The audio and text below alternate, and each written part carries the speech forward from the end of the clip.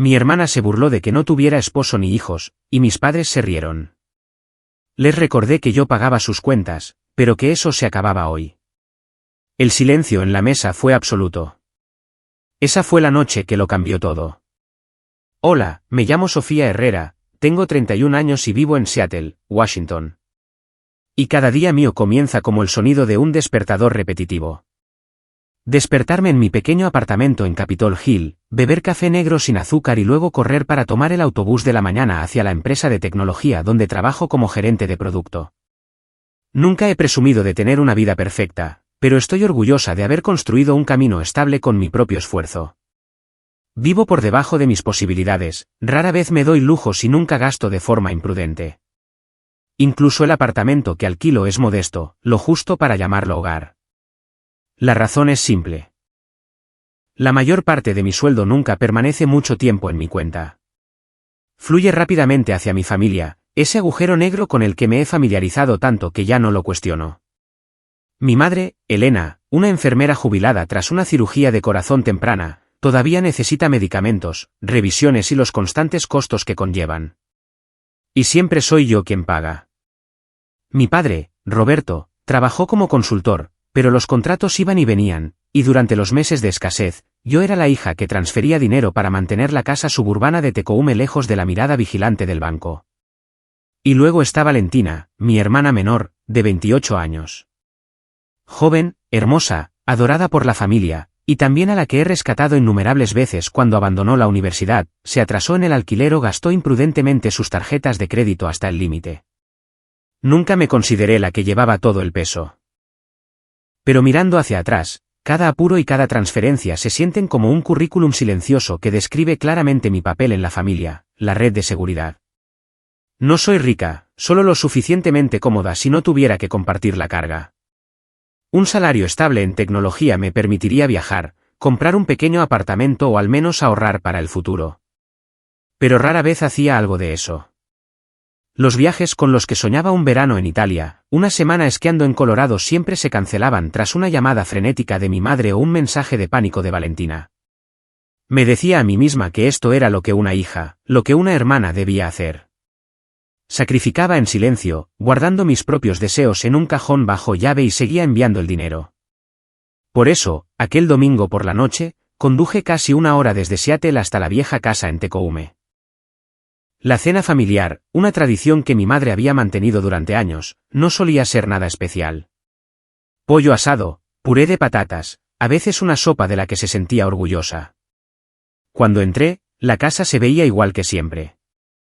El cálido resplandor de las luces amarillas, el familiar aroma a café en el aire y el murmullo lento de un partido de fútbol en la televisión del salón. Sin embargo, bajo esa calidez, podía sentir otra capa, delgada pero tensa, como una cuerda de violín demasiado tensa, esperando el más mínimo toque para romperse. Valentina estaba sentada a la mesa, su cabello rubio atado en un moño alto, sus ojos brillantes de confianza, mientras mis padres murmuraban en voz baja entre ellos. Dejé mi abrigo en la silla y sonreí, aunque la sonrisa se sentía forzada. Con los años, había comenzado a notar una división innegable. Yo, la hija que sacrificaba en silencio, y Valentina, la hija que era consentida y elogiada, como si toda la luz de la familia brillara solo en su dirección. Me decía a mí misma que no estaba celosa, o al menos lo intentaba. Pero en el fondo, la grieta se ensanchaba con cada día que pasaba. Mientras me sentaba, escuchaba a mi madre hablar de su semana, de cómo Valentina había sido invitada a un evento de moda en el centro de Seattle, de cómo mi padre todavía intentaba hacer que las cosas funcionaran con sus trabajos ocasionales de consultoría. Asentí, añadí algunas palabras educadas, pero en mi mente, cada factura, cada transferencia, cada dólar de mis ahorros arrastrado como el viento seguía pasando ante mis ojos, persiguiéndome como fantasmas familiares. Esa cena, aparentemente cálida y ordinaria, llevaba dentro un peso tan sofocante que apenas podía respirar. Valentina hizo girar la copa de vino en su mano, la cálida luz del comedor reflejándose en sus ojos y haciéndolos brillar con algo travieso. Acababa de llevarme una cucharada de sopa a los labios cuando ella inclinó la cabeza, su boca curvándose en esa media sonrisa familiar que me había irritado desde que éramos niñas. Entonces, hermanita, dijo Valentina con un deje de preocupación fingida. ¿Dónde está tu esposo? ¿Y tus hijos? Ah, cierto. No tienes ninguno. Soltó una risa suave y luego bebió su vino despreocupadamente, como si acabara de contar un chiste brillante. Mi madre se unió de inmediato con una risa ligera, lo suficientemente fuerte como para que yo oyera el desprecio oculto bajo ella.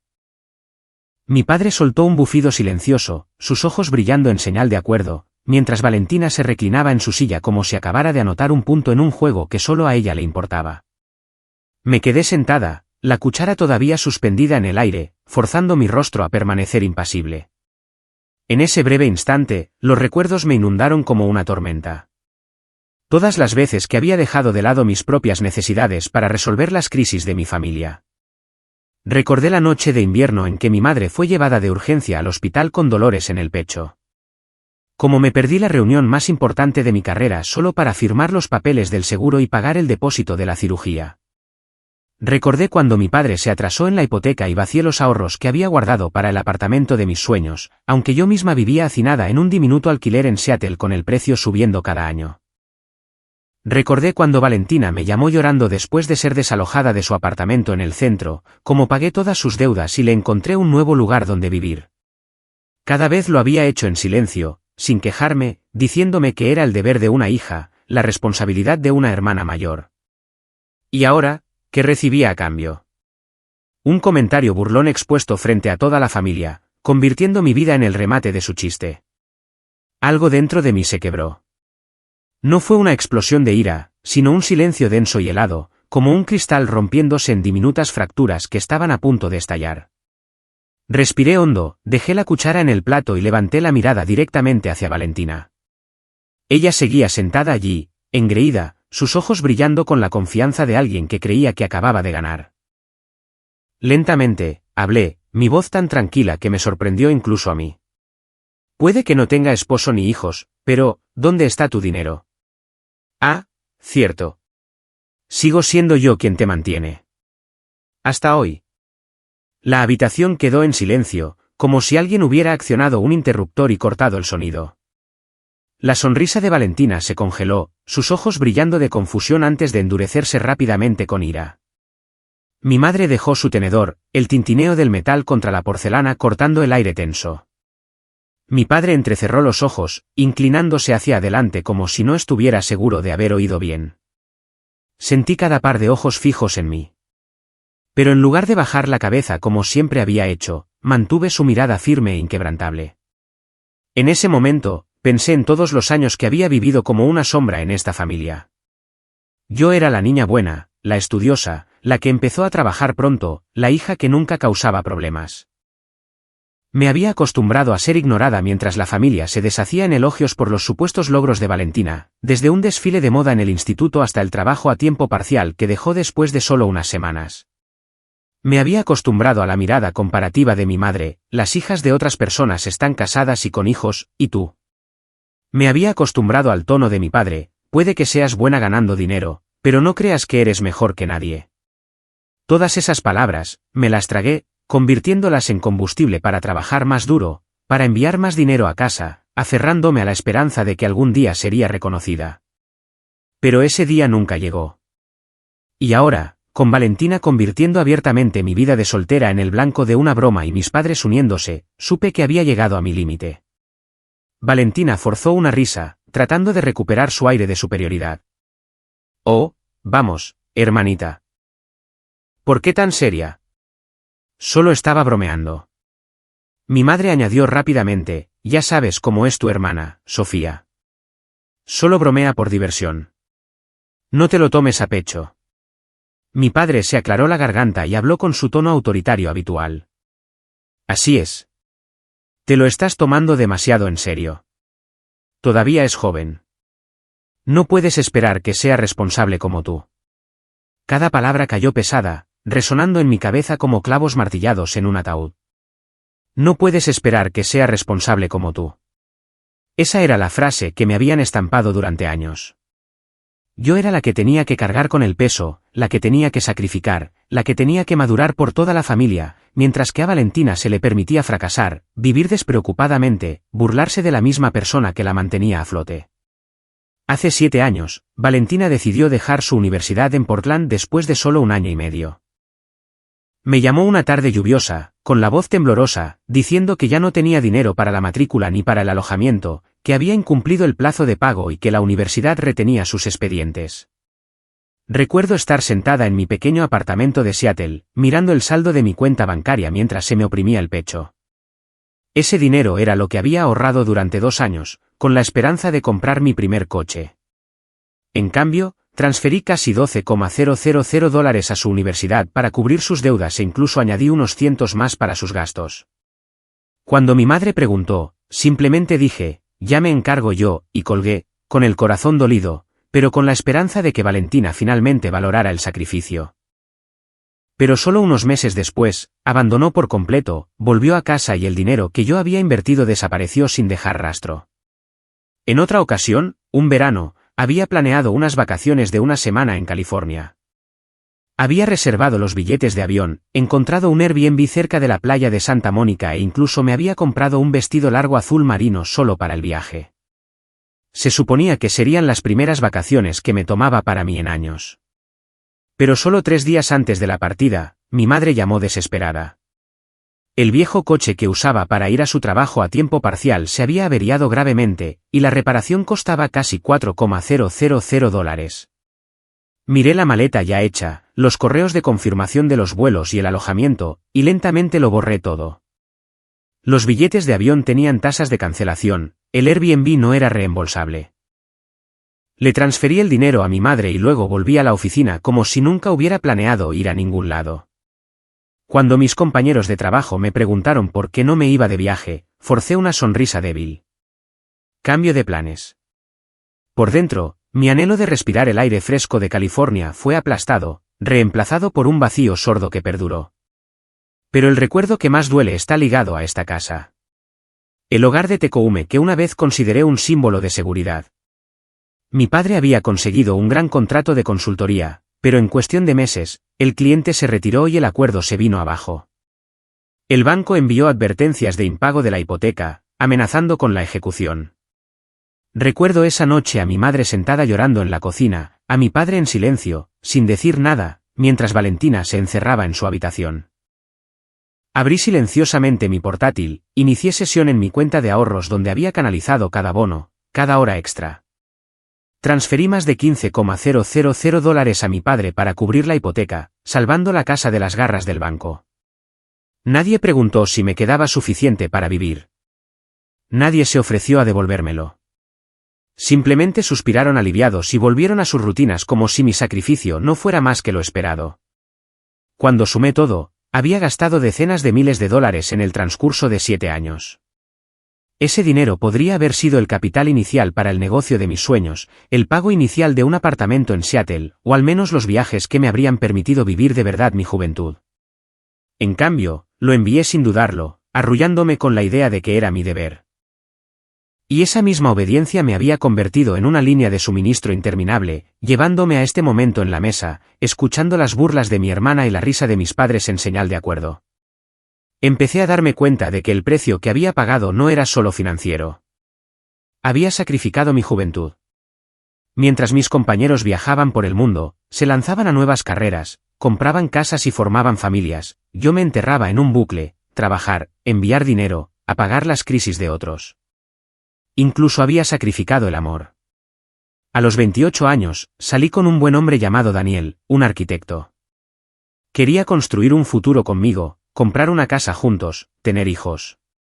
Pero lo rechacé porque sabía que no podía comprometerme con una nueva vida mientras mi familia todavía me arrastraba hacia atrás. Temía que un día las llamadas a altas horas de la noche y las interminables demandas de dinero destrozaran mi propia felicidad. Así que dejé ir a Daniel porque estaba demasiado ocupada manteniendo a flote a la familia. ¿Y qué hay de mi carrera? Trabajé duro. Era capaz. Pero nunca me atreví a dar el salto a empresas más grandes o a buscar ascensos más rápidos porque siempre necesitaba estabilidad para asegurarme de poder ayudar cada vez que mis padres o Valentina lo necesitaran. Elegí el camino seguro, el de menos riesgos. Pero también significó perder la oportunidad de construir algo extraordinario. Cada cosa que hacía, cada elección que tomaba, giraba en torno a mi familia, no a mí misma. Sentada allí, se hizo dolorosamente claro.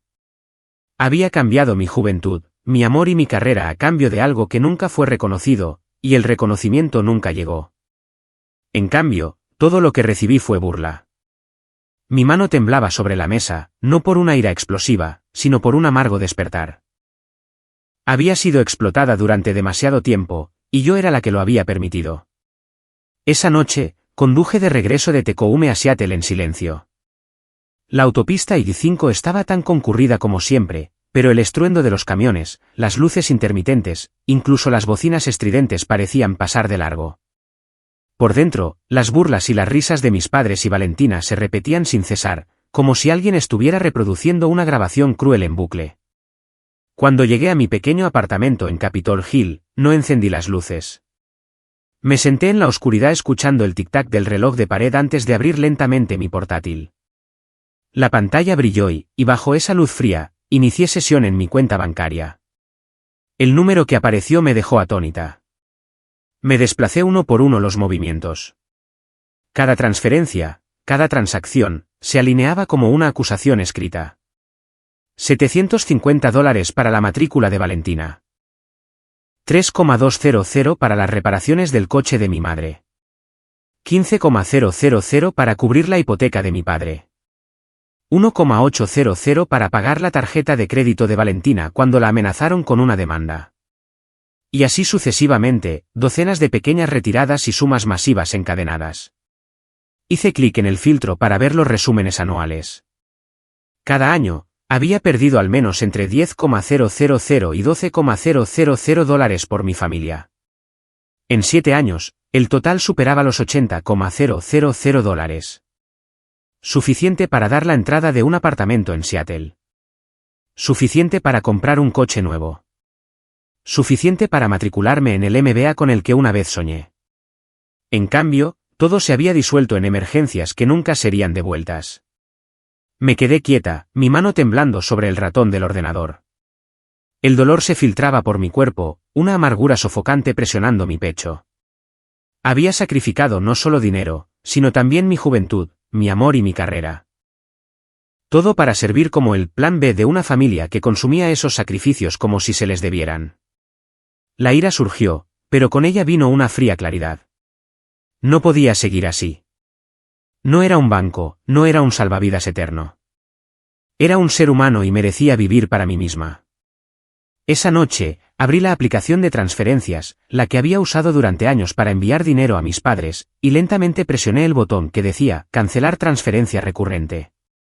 Una acción tan pequeña, que solo tomó unos segundos. Sin embargo, sentí como si hubiera roto las cadenas que me habían atado durante 7 largos años. Me senté en silencio, viendo cómo la pantalla se oscurecía, y exhalé un largo suspiro. Mi corazón albergaba preocupación, incluso miedo por lo que vendría después, pero junto a ello parpadeaba la tenue luz de la libertad que apenas comenzaba a brillar. 2 días después, llegó el primer mensaje. Mi madre escribió: «Sofía, la hipoteca vence pronto. ¿Ya has enviado el dinero?» Lo leí, pero no respondí. Horas más tarde, mi padre llamó y dejó un mensaje de voz. «Sofía, ¿qué estás haciendo? Esta casa te necesita. No nos dejes sufrir». Su voz era grave y afilada, resonando con la autoridad de mi infancia. Y por primera vez en mi vida, presioné eliminar sin guardarlo. Valentina también envió un mensaje, su tono mitad regaño, mitad burla. «¿Qué te pasa esta vez? Deja el drama. Mamá y papá están preocupados. Solo envía el dinero». «Lo tienes, ¿no?» Miré la pantalla. Mi corazón se heló, luego apagué el teléfono en silencio. En los días siguientes, los mensajes llegaron como una tormenta. Mi madre escribió: «No dejes que este pequeño asunto separe a la familia». Mi padre escribió: «Estás siendo egoísta. Toda esta familia siempre ha dependido de ti. Tienes una responsabilidad». Valentina cambió de táctica, pasando del regaño a la súplica. «Realmente te necesito. Si no ayudas, me desalojarán. ¿Cómo puedes permitir que eso suceda?» Los leí todos, pero no respondí. Con cada silencio, sentía otra capa de armadura formándose alrededor de mi corazón, mi determinación haciéndose más fuerte. El viernes por la noche, llegué a casa, me senté en mi escritorio y abrí un cuaderno vacío. En la primera página, escribí, no más plan B. Debajo, enumeré todo lo que necesitaba hacer por mí misma, ahorrar para comprar mi propia casa, pasar tiempo con amigos de verdad, cuidar mi salud, matricularme en el programa de MBA que había pospuesto. Cada línea era como un ladrillo colocado para construir los cimientos de una nueva vida. Cuando cerré el cuaderno, oí los latidos de mi corazón, lentos y constantes. Mis padres podrían enfurecerse, Valentina podría odiarme y yo podría perder la falsa paz a la que me había aferrado durante años. Pero sabía que si no me detenía ahora, me perdería a mí misma para siempre, y ya no estaba dispuesta a pagar ese precio por tanta ingratitud. Una semana después de dejar de enviar dinero, mi teléfono sonaba constantemente. Mi madre enviaba mensajes dulces, mi padre dejaba mensajes de voz pesados como martillos, y Valentina cambiaba de tono, a veces regañando, a veces suplicando. Leía, escuchaba, pero nunca respondía. Luego, al final de la semana, mi madre envió un mensaje corto. Ven a casa a cenar este domingo. La familia necesita hablar. No era una invitación. Era una orden. Me senté en el sofá, mirando las palabras que brillaban en mi pantalla, mi pecho oprimiéndose. Una parte de mí quería negarse, no volver nunca al lugar que me había agotado. Pero otra parte me instaba a ir, a enfrentarlo de una vez por todas, en lugar de dejar que el ciclo se prolongara más. El domingo por la noche, conduje de regreso a Tecoume. En el momento en que crucé la desgastada puerta de madera, pude sentir la pesadez en el aire. La mesa estaba puesta con pollo asado y puré de patatas, pero el aroma que antes era reconfortante ahora se sentía agudo y sofocante. Mi madre estaba colocando los cubiertos, sus movimientos más bruscos de lo habitual, como si hasta los platos tuvieran que cargar con su irritación. Mi padre estaba sentado a la cabeza de la mesa, con los brazos cruzados, su rostro frío como la piedra. Valentina se reclinaba en su silla con los brazos cruzados, los ojos pegados a su teléfono, fingiendo indiferencia, aunque la curva de sus labios mostraba un desafío engreído. Saqué una silla y me senté. Nadie habló durante varios minutos, solo el leve tintineo de los utensilios rompía el silencio. Entonces, la voz de mi madre cortó el aire, dirigida no a mí, sino a la comida en su plato. Sofía, esta familia no puede funcionar sin tu contribución. Ganas buen dinero. Ayudar es lo natural. Tu padre y yo nos sacrificamos por ti todos estos años. Ahora es tu turno de devolverlo. ¿Qué hay de malo en eso? Respiré hondo. Si hubiera sido yo hace un año, me habría mordido la lengua, me habría quedado callada y más tarde habría ingresado dinero en su cuenta en secreto. Pero ahora, después de todo lo que se había acumulado, ya no tenía miedo. Miré directamente a mi madre y cada palabra que pronuncié cayó pesada como una piedra. Eso no es ayudar. Eso es explotación. La habitación se congeló. Valentina soltó una risa corta y burlona, levantando los ojos de su teléfono, su mirada afilada con desdén.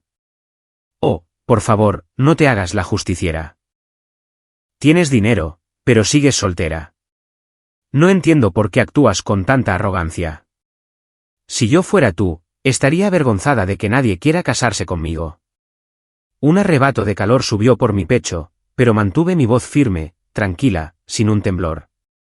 La diferencia es que yo trabajo por mi dinero mientras que tú solo sabes cómo gastarlo. Sin mí, habrías perdido tu lugar para vivir hace mucho tiempo. Mi madre intervino rápidamente, su tono urgente. Sofía, no le hables así a tu hermana. Todavía es joven. No ha encontrado su camino como tú. Eres la hermana mayor. Tienes que ser más comprensiva. Me giré, mis ojos fijos en Valentina, pero mis palabras estaban destinadas a toda la mesa. Ser comprensiva no significa dejar que la gente me pisotee. No soy un banco. No soy una cartera sin fondo. Todos estos años, he permanecido en silencio. He dado. ¿Y para qué? Para ser objeto de burla como una fracasada solo porque no estoy casada.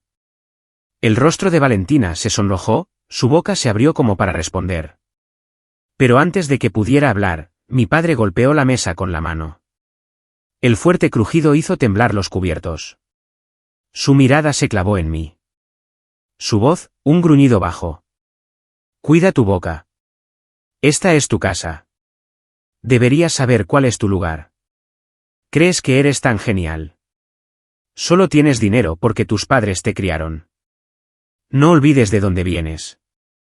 Empujé mi silla hacia atrás, el raspado de la madera contra el suelo perforando el silencio. Todo mi cuerpo temblaba, pero mi voz era clara y resuelta. Si ese es el caso, entonces tal vez no pertenezco a esta casa. La he mantenido en pie, pero todo lo que he recibido a cambio es desprecio. Si solo me ven como una cartera, entonces lo siento. Ya no estaré aquí para ser explotada. La habitación cayó en silencio. La boca de mi madre colgaba abierta, sus ojos llenos de lágrimas, como si no pudiera creer que la hija una vez obediente se atreviera a responder. Valentina me miró, sus labios abriéndose y cerrándose de nuevo, incapaz de encontrar palabras. El rostro de mi padre estaba enrojecido por la ira, pero en sus ojos, capté un fugaz destello, un cambio que revelaba que incluso él sabía que ya no era la misma Sofía. Me alejé de la mesa, cogí mi abrigo y no miré atrás. Cada paso se sentía como una liberación, como romper una cadena invisible que me había atado durante 7 años. Cuando la puerta se cerró de golpe detrás de mí, oí la voz de mi madre llamándome. Sofía, vuelve. Somos familia. Pero no me detuve. Por primera vez, dejé que esa llamada se desvaneciera detrás de mí, cada vez más suave, hasta que todo lo que quedó fue el latido de mi corazón, el ritmo de una libertad que apenas comenzaba a tomar forma. Conduje durante la noche de regreso a Seattle, con el pecho pesado pero a la vez ligero. Sabía que había cortado un lazo crucial y que el camino por delante no sería fácil. Pero también sabía una cosa con certeza, ya no era el plan B de mi familia.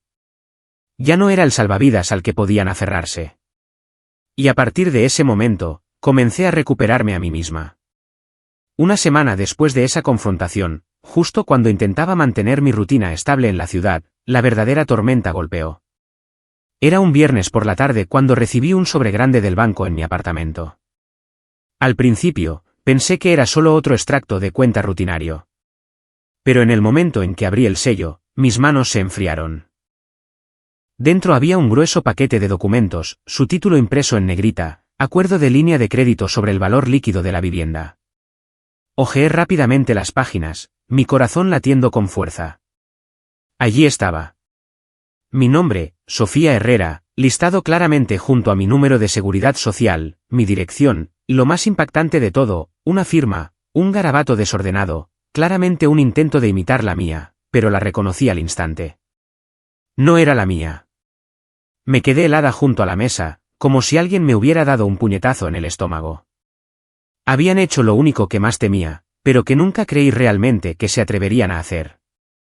Habían usado mi identidad para pedir dinero prestado.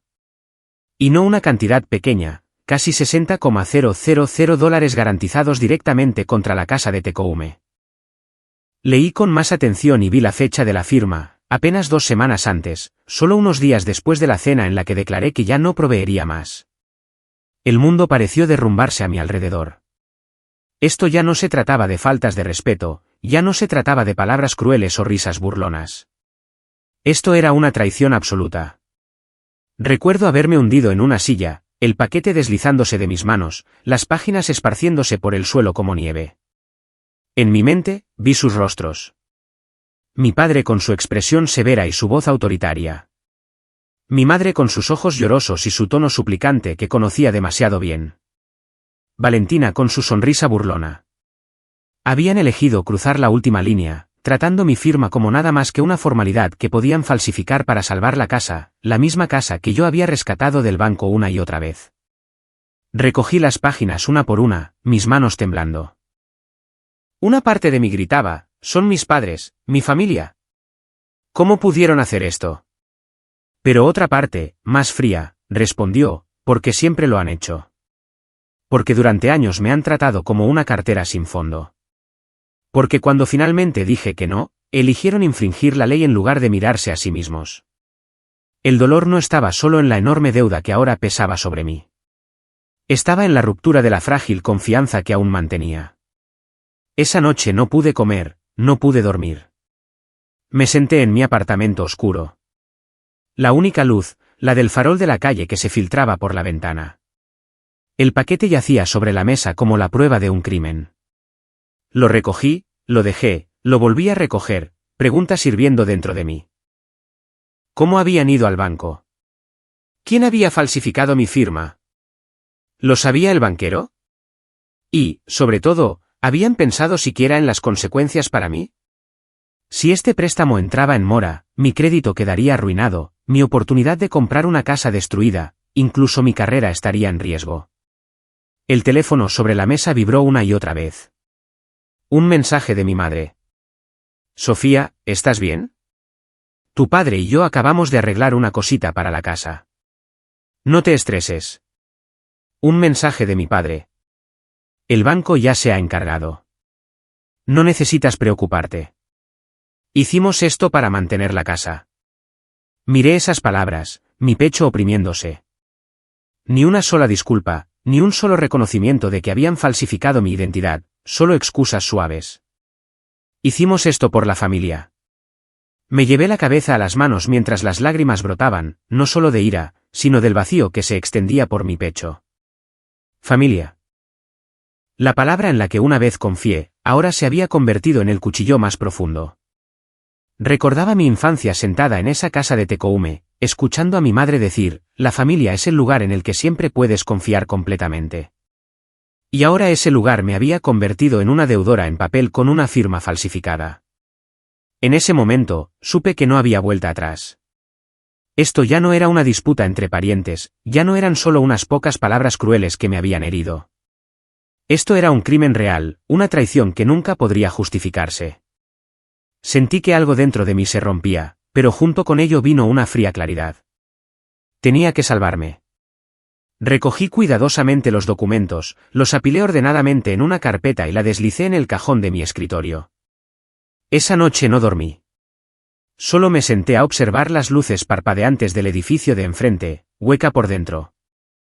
Mi pequeño apartamento, antes familiar, ahora se sentía extraño, como si hubiera entrado en un mundo nuevo. Uno donde la familia ya no era un refugio, sino un peligro acechante.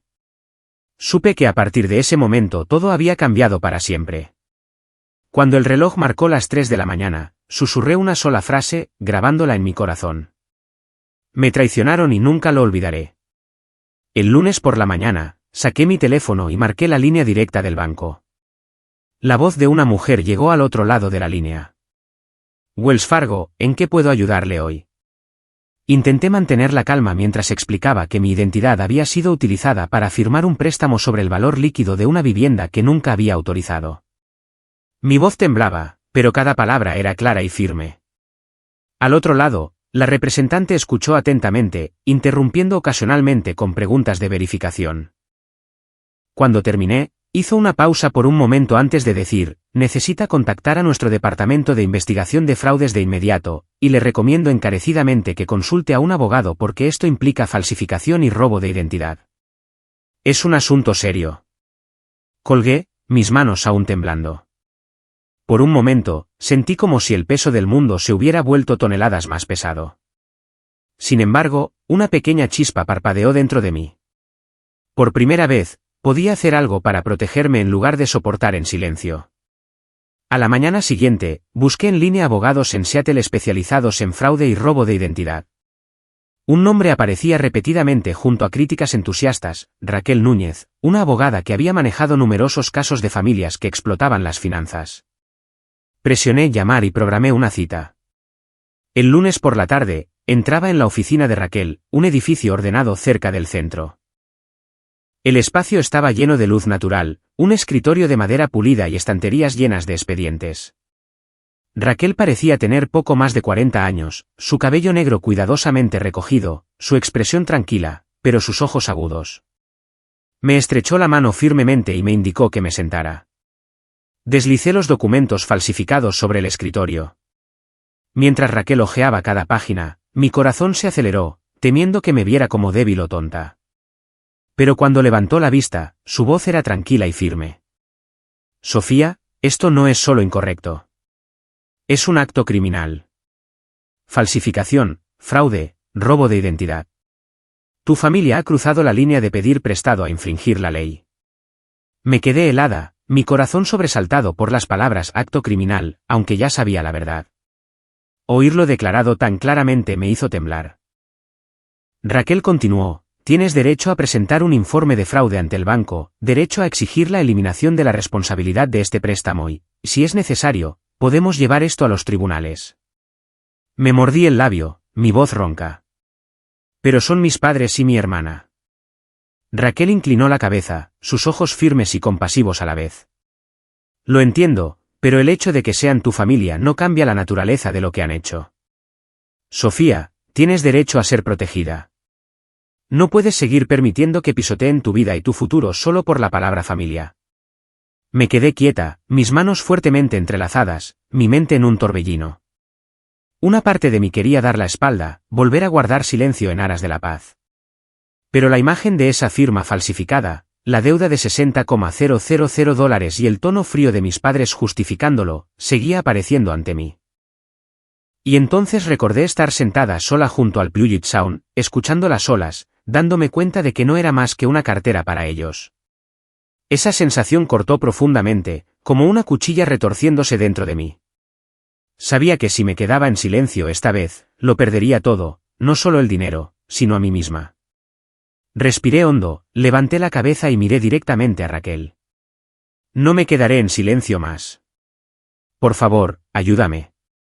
Raquel asintió, su rostro tranquilo, pero sus ojos se iluminaron con convicción. Comenzaremos de inmediato. Y Sofía, recuerda esto. Esta vez, no estás sola. Al salir de la oficina de Raquel, salí a la calle, el viento azotándome con fuerza. Pero por dentro, me sentía más clara que nunca. Sabía que el camino por delante sería difícil, lleno de confrontación y amargura. Pero también sabía que, por primera vez en años, estaba eligiendo defenderme. Y esta vez, lo llevaría hasta el final. Esa noche, después de reunirme con Raquel, abrí mi portátil y por primera vez no me sentí como alguien acorralado sin salida. Seguí cada paso que me había aconsejado, congelé todo mi crédito para evitar que nadie usara mi identidad de nuevo, cambié cada contraseña, desde los correos electrónicos y las cuentas bancarias hasta cosas pequeñas como Netflix y Amazon. Cada vez que escribía una nueva contraseña, sentía que estaba construyendo otro muro de protección alrededor de mi vida. Luego abrí una cuenta nueva en un banco diferente, uno que nadie en mi familia conocía, y transferí la mayor parte de mis ahorros allí. El alivio de ver mi saldo seguro en un espacio sellado fue indescriptible, como recuperar el control que se me había escapado de las manos durante años. No se trataba solo de finanzas. Comencé a pensar en mí misma de manera diferente. A la mañana siguiente, en lugar de quedarme en la cama hasta el último minuto antes de correr a la oficina, me inscribí en una clase de yoga cerca de mi apartamento. El primer día, mi cuerpo estaba rígido, cada estiramiento me hacía sudar. Pero cuando me tumbé en la esterilla y escuché a la instructora susurrar, suelta, las lágrimas rodaron por mi rostro. Durante tantos años, solo había contenido todo, sin permitirme nunca soltar. Junto con el yoga, comencé a cocinar para mí misma en lugar de vivir de comida para llevar. Comidas sencillas: pollo a la plancha, ensalada fresca, una pequeña copa de vino le daban a mi pequeño apartamento la sensación de un verdadero hogar, no solo una parada para alguien exhausto. En el trabajo, el cambio también comenzó a notarse. Puse mi energía en un gran proyecto que había estado pendiente durante meses. Me quedé hasta tarde, me concentré mucho y, por primera vez en años, sentí una verdadera emoción por lo que estaba haciendo. Una tarde, mi jefe, Mateo, pasó por mi escritorio, se detuvo y puso su mano sobre el informe que acababa de terminar. Excelente trabajo, Sofía. Veo un verdadero cambio en ti. Ese breve cumplido me alegró todo el día. Me di cuenta de que cuando ya no me agotaba mi familia, podía brillar a mi manera. Mientras trabajaba para reconstruir mi vida, Raquel no perdió el tiempo. Solo 2 días después de nuestra reunión, envió una carta formal al banco exigiendo una investigación sobre la firma falsificada. Me pusieron en copia en el correo electrónico, y cuando vi las palabras "presunta falsificación" impresas claramente en blanco y negro, solté un largo suspiro, parte miedo, parte alivio. Ya no era solo una pesadilla dando vueltas en mi cabeza. Se había convertido en un caso real manejado de manera profesional. Al mismo tiempo, comencé un nuevo hábito: guardar todo rastro de contacto de mi familia. Los mensajes de mi madre, desde los más dulces: cariño, esta familia te necesita, hasta las amenazas veladas: sin ti, lo perderemos todo. Los mensajes de voz de mi padre, su voz pesada, a veces amenazante, a veces fingiendo ser amable. Los textos de Valentina cambiando de un lado a otro. Agudos: eres tan egoísta, y luego suplicantes: ayúdame solo esta última vez. Prometo que cambiaré. Los guardé todos, ordenadamente organizados en una carpeta etiquetada como evidencia. Cada vez que los leía o escuchaba de nuevo, el dolor ardía, pero también mi determinación. Nunca más tendrían la oportunidad de negar lo que habían hecho. Y sin embargo, en el silencio de ciertas noches, mi corazón todavía se hundía. Recordaba cenas familiares llenas de risas genuinas. Los cálidos abrazos de mi madre cuando era niña. La forma en que mi padre una vez sostuvo la bicicleta mientras aprendía a montar. Pero luego la imagen de esos documentos falsificados regresaba. Las interminables llamadas desesperadas resonando en mis oídos, recordándome que esos hermosos recuerdos eran parte del pasado. La familia ya no era un lugar seguro. La familia se había convertido en aquello de lo que tenía que defenderme. Cada mañana me ponía un nuevo tipo de calma. Entraba a la oficina con firmeza, iba a yoga con paciencia y me preparaba la cena como para recordarme a mí misma: Sofía, tú también mereces cuidado. Y cada noche, a medida que la carpeta de pruebas se hacía más pesada, sabía que ya no solo estaba sobreviviendo. Me estaba preparando. Preparándome para el día en que los enfrentaría no como una cartera andante, sino como una mujer que conocía su propio valor. Una noche, me senté junto a la ventana, las luces de la ciudad reflejándose en el cristal, una taza de té caliente en mis manos. Ya no sentía el temblor, ya no sentía la oscuridad tragándome. En cambio, sentía una espera paciente, una pequeña llama ardiendo firmemente.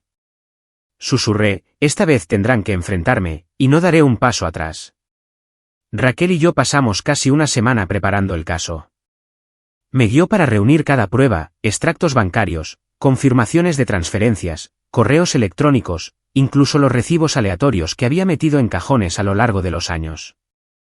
Cuando apareció el recuento final $84,762 en 7 años me quedé atónita. Casi $85,000. No unos cientos, no unos miles. Esa era mi juventud, las vacaciones que nunca tomé, las citas que cancelé, los ascensos que dejé pasar solo para mantener todo a flote. Raquel lo organizó todo en una gruesa carpeta. Cada sección marcada con pestañas de colores: historial de pagos, préstamo falsificado, registros de Valentina. Dentro también estaban los propios impagos de Valentina, tarjetas de crédito canceladas, préstamos estudiantiles vencidos, viejos avisos de desalojo. Al mirar esas páginas, me estremecí como si me mirara en un espejo que me desnudaba, mientras al mismo tiempo me daba cuenta de que estaba lista para sostener ese espejo frente a ellos. El domingo, conduje de regreso a Tecoume. La casa de mi infancia todavía estaba allí, con su valla blanca desconchada y su porche de madera crujiente, pero para mí, ya no era un lugar seguro. Entré, con la carpeta firmemente sujeta en mis manos. El aire en la sala de estar era pesado.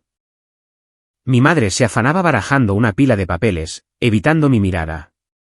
Mi padre estaba sentado en su sillón, su mirada oscura. Valentina se apoyaba contra la pared, con los brazos cruzados, una media sonrisa jugando en sus labios, desafiante. Dejé la carpeta sobre la mesa de madera, el golpe sonó como un martillazo. Seré directa, comencé, mi voz tan firme que me sorprendió incluso a mí. Este es el registro completo de todo lo que he pagado por esta familia en los últimos 7 años. Casi $85,000. Esta es la evidencia del préstamo hipotecario falsificado firmado a mi nombre. Y estos son los registros de deudas de Valentina. Pasé cada pestaña, deslizando las páginas hacia ellos. Los tres se sentaron en silencio. El ceño de mi padre se frunció mientras se preparaba para hablar, pero levanté la mano para detenerlo.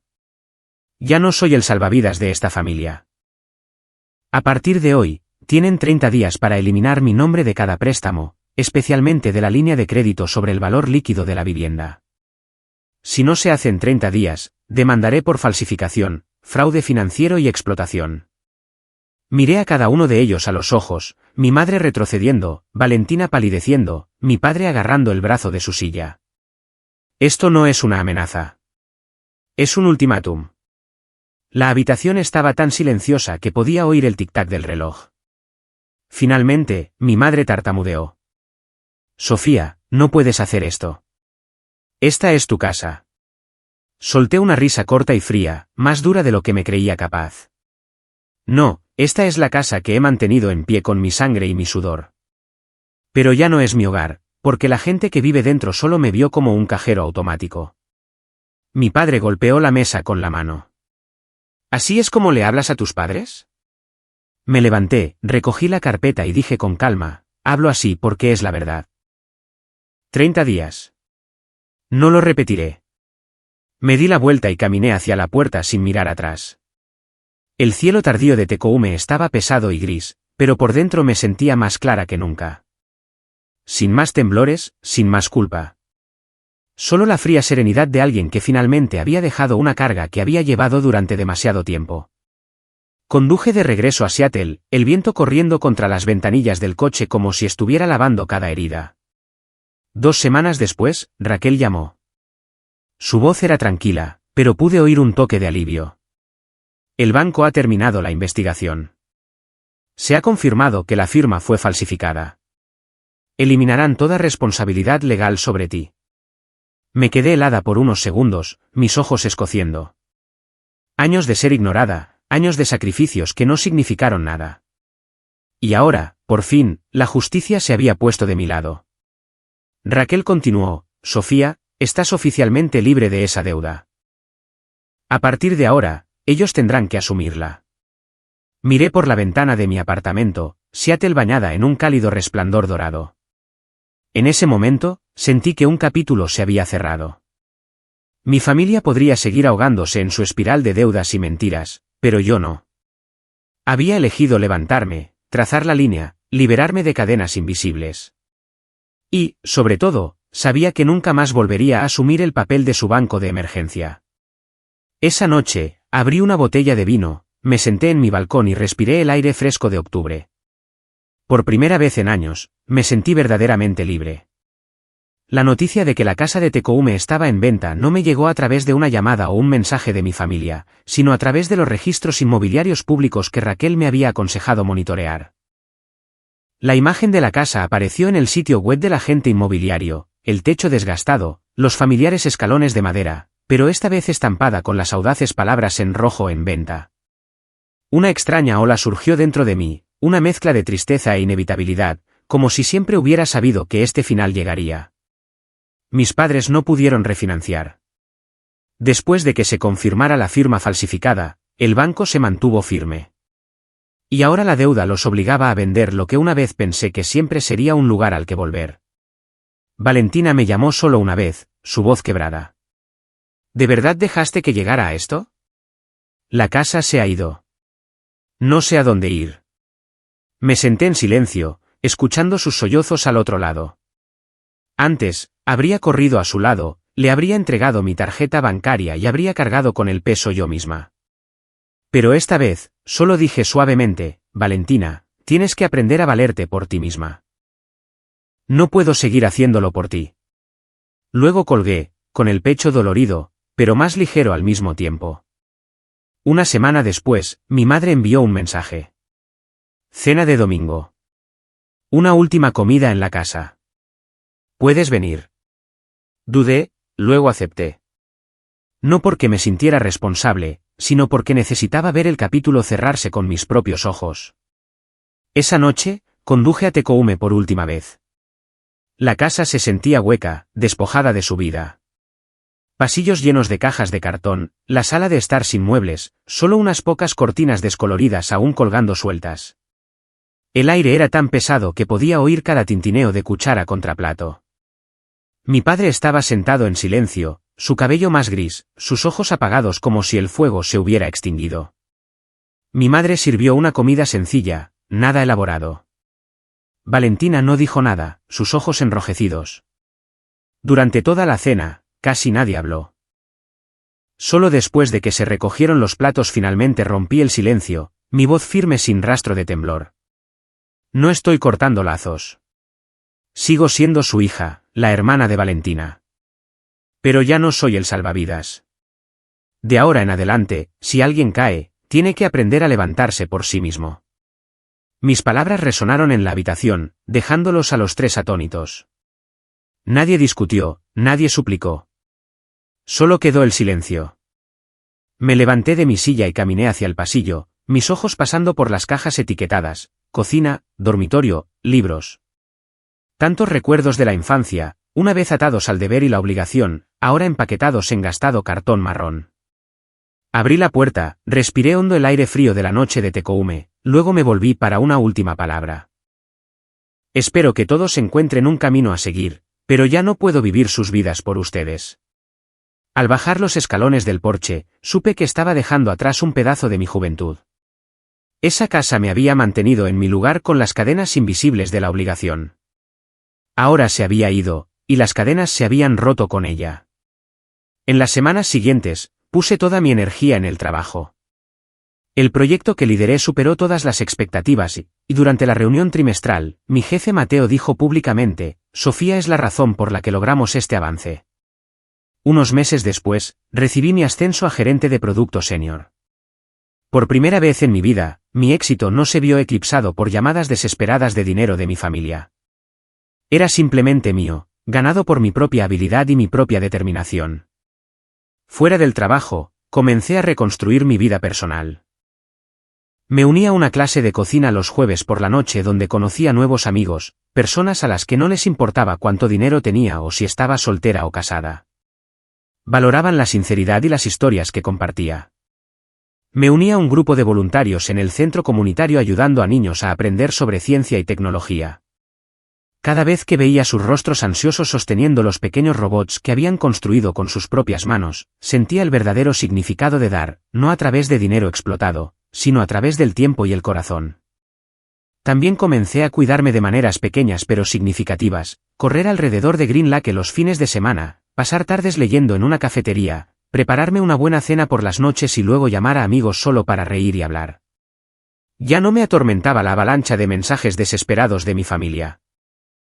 Mi teléfono estaba en silencio ahora, y ese silencio era la música más hermosa que jamás había conocido. Una noche de diciembre, me paré en el balcón de mi apartamento, Seattle brillando debajo de mí, las luces de la ciudad centelleando en el agua como innumerables estrellas. Tomé un sorbo de vino, respiré el aire fresco y sonreí suavemente. No la sonrisa de una vencedora, sino la sonrisa de alguien que finalmente se había encontrado a sí misma de nuevo.